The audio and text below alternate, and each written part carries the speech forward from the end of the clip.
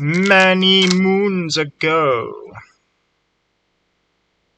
when I talked to Aaron Ra, exactly when? 217 at some point. Feels a long time ago, wasn't really. Let's see.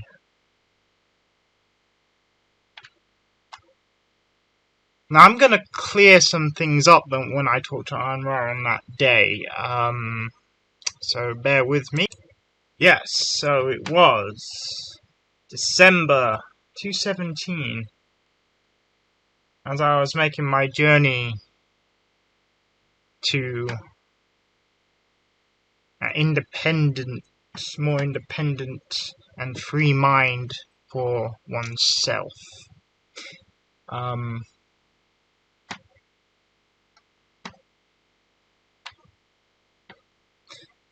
Yeah, so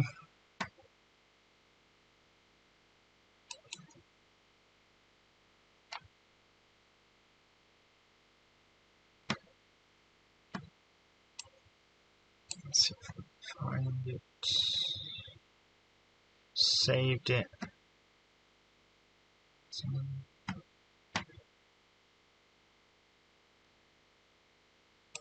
Folder on Ra. December 12th.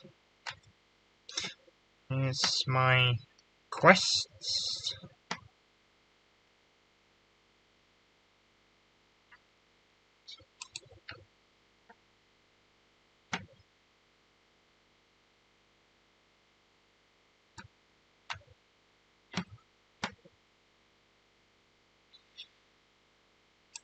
Here it is. So from Aaron Ra. Google Hangout. Yeah, that's the one. Yeah, these are the ones he's done prior to in that year. So yeah, so so my stance at the time was why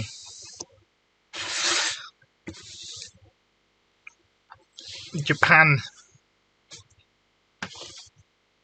has been noted as the most secular country in the world since Aaron Ra is, or one of the most secular countries since Aaron Ra is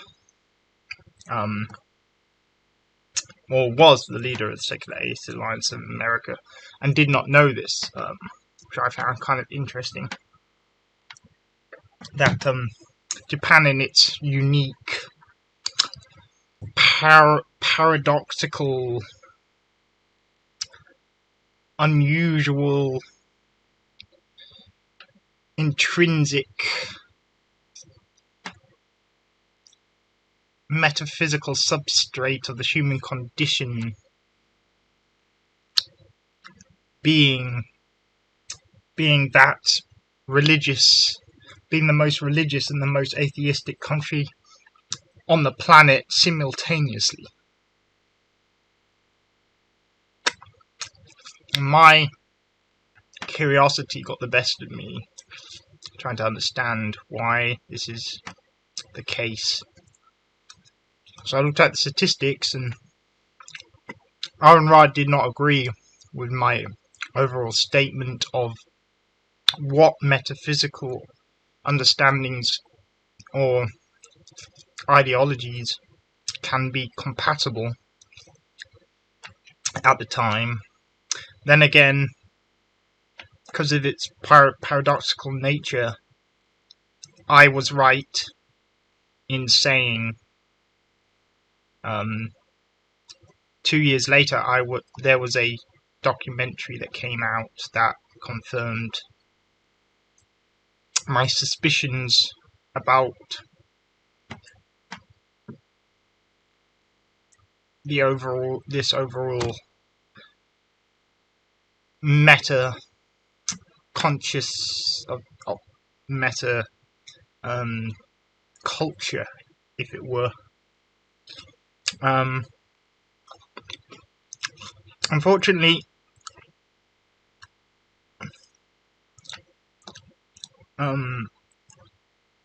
because it is intrinsic, it can be easily lost. It's a catch. It's one of those catches where it says you don't know what you got till it's gone. Kind of deals. We used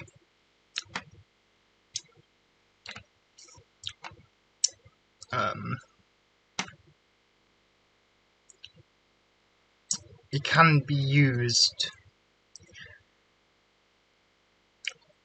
to uphold a much stronger secular outcome than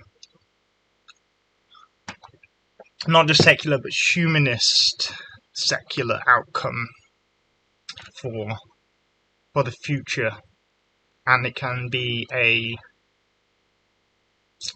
archetype, transcendent function,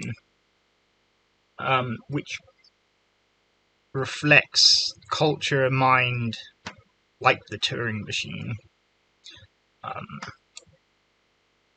computational thing, and how to better well-being overall. This is a good model.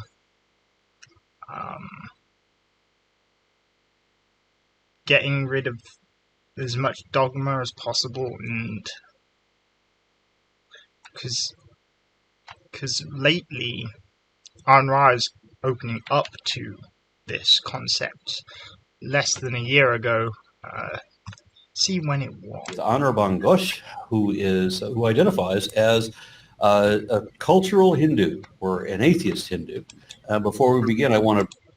Right, so this is the point in October 2020, by the looks of it, is where he finally meets someone who was doing in the same sphere of trying to understand cultural adaptation into what Michio Kaku would be calling the mind intrinsically becoming of a type 1 thought, where we're mostly secular and not believing in gods, but more secular and more humanistic, right?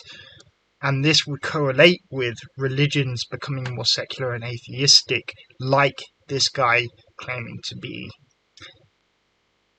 a Hindu atheist, which is what I was saying back in 2017. With more or less all religions, or slowly becoming this kind of mindset, right? Because you already have atheists, you already have people like Gad Saad, who's an atheist,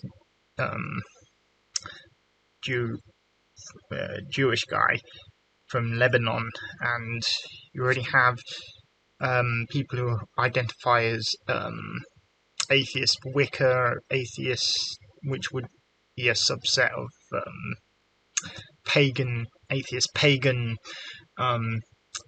So it would be very similar to atheist Shinto, and have a lot of people who agree, Japanese people who stated that in their bios that they don't believe in gods, and then a few years later that got confirmed with a cross over between America and Japan, when they were talking about Japan, why gods aren't gods and worshippers aren't worshippers, and the statistics in there proved my underlining theory.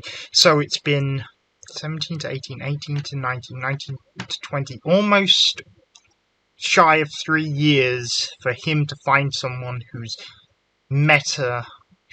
intrinsically in the same sphere as what I'm looking at, right? Worldwide.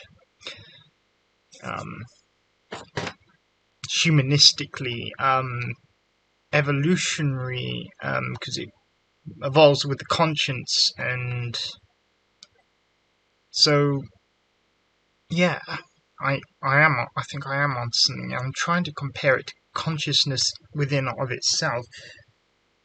If you want to go a bit out there, after reading this book on artificial intelligence by the leading guy in the industry and the problem with control, and he talks about when we might reach a singularity, and I'm making cross references, but that'd be for another video because it's a lot of information. But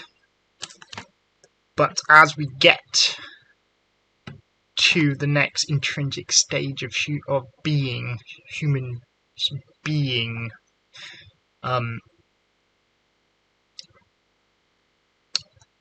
yeah, it's very interesting. So here it is. Japan, why gods aren't gods and worshippers aren't religious. See, I was right. And the more I look into it, the more I see how this can be a benefit. And since this their proclivity to adapt is pretty interesting. So in terms of human consciousness and which relates to secularism and growing up, I think, and societal changes, scientifically minded Michio Kaku reference would put me probably 80 years ahead of most of the media, because most of the media seems to be in their own little box, not paying their own little world, because they're being restricted by either political or ideological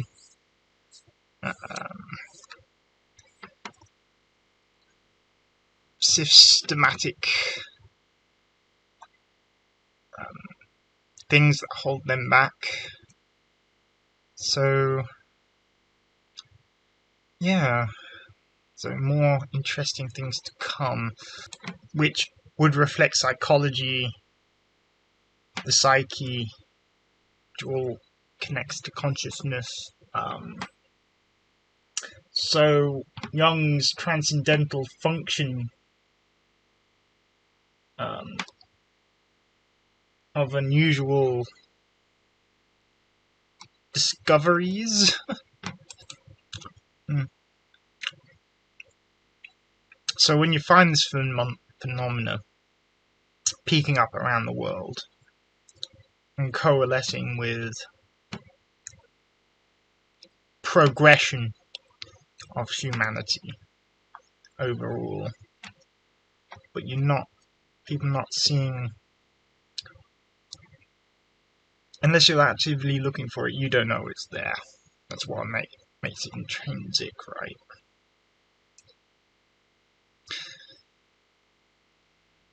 Which leads me to Yuval Harari, A Brief History of Tomorrow, and how subjective and objective come together to form stories that help us grow as society, which would all come into play. So I have 3 or 4 things that I can delve into if it were to speak. So I was right back in 2017. I'm trying to see how this fits with problems that are occurring, that we are facing as a species, and how it could help to some degree.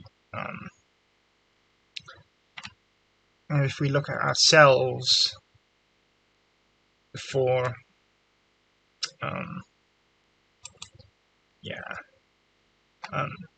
so I was thinking of something that goes back to a physics question. It's a bit awkward to put. I think my own proclivity as an autistic person to find these nuances um,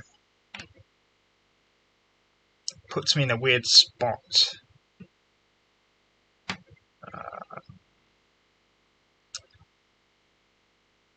Because it's interesting information if you have the right people to put it out to.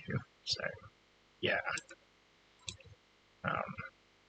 But yeah, there'll be more people that I will uh, coalesce with in the future. So, yeah.